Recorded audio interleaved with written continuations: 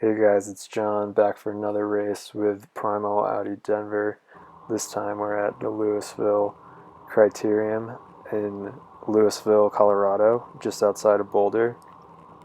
This race this past weekend was absolutely stacked. So the team I'm on, Primal-Audi Denver, you can see right in front of me here with the black bibs and the green top. We had 6 guys. There were some Elevate guys you can see in the blue and black there.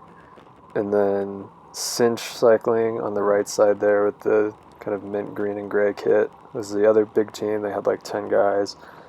And then the biggest team of all was Aevolo cycling, the U23 pro team. They had like 8 guys out for this race. And Aevolo and Cinch basically dominated this race and kind of made it what they wanted. So the race itself was this pretty fast crit. It has 3 corners. This is the most technical one right here. Kind of narrows down. And then out of it immediately goes into an uphill. So that's why the power is so high on this entire stretch here, even in the draft, because we had to get up this hill. The rest of the course, it climbs all the way up to the start finish, and then from the start finish it's downhill through 2 other corners into that technical third one. The course just kind of slowly bends around on this climb, so there's not really a corner per se, but coming up this climb was pretty hard every lap. Cinch was very interested in sitting on the front and just drilling tempo, so that made it hard for anything to get away, because with Cinch and Aevolo having such big teams, any move was going to need to have them both represented to work, and Cinch didn't really want that to happen. So we were kind of stuck with the group sticking together. This pace in this race was pretty brutal. I think only like a third of the field finished on the lead lap.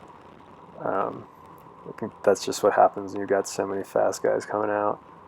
But this part of the race, it's pretty overcast, you can see, and it starts to rain a little bit later. The course initially I thought might be kind of sketchy just because there's all this paint everywhere, but thankfully it didn't rain very much. You'll see later, it's just a little sprinkling.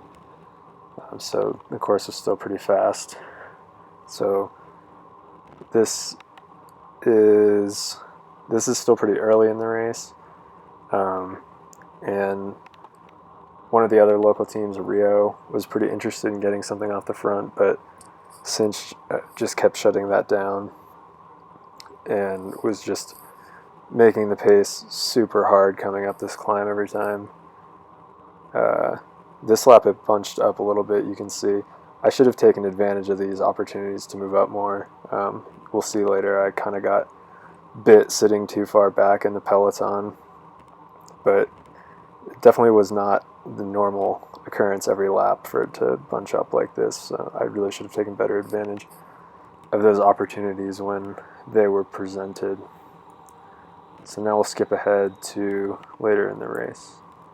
So we're just past the halfway point now, I think like 35 minutes into an hour crit, coming through the finish, and then when we come through this corner here, you see one Rio guy's got his hand up with a mechanical of some sort. It kind of made everyone throw on the brakes, and this was sort of the beginning of the end.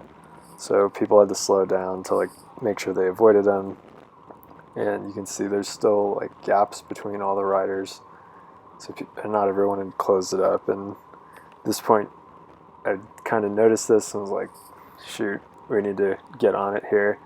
And so we're coming into this last technical corner, and I didn't really like all these gaps that we just saw, because gaps were forming out of this corner too. So I got on it pretty hard here and was expecting there to be some gaps that needed closing, and you'll see this is kind of where the elastic snaps for a lot of the field. The field had already been whittled down, but it gets kind of split, and there's a pretty big split here. And I come around the first little bit of it, and I could see it at this point, and Yeah, now you see this gap that's opened up. And so that's the back of the peloton right there. And I was going pretty much as deep as I could on this hill to try and get back across this gap because I didn't want to get dropped. Race is over once you're not in the pack anymore. So all the way up to 180 beats per minute here. That's a pretty hard effort for me. And the field is still really close, and I thought at this point I was going to be able to get him back. And I remember looking back and hoping there would be someone to keep up the pace, but it was just me by myself at this point. So had to keep the effort going so I could try and get back on. But you can see the field is just so close still, and they don't get any closer. So we are down at the bottom of the hill now, and I still thought I had him. Felt like it was coming back a little bit there, and I basically burned up all my matches coming up this hill again. And then I was pretty much out of gas at that point and kind of had to reserve myself to just stay with this second group on the road that formed.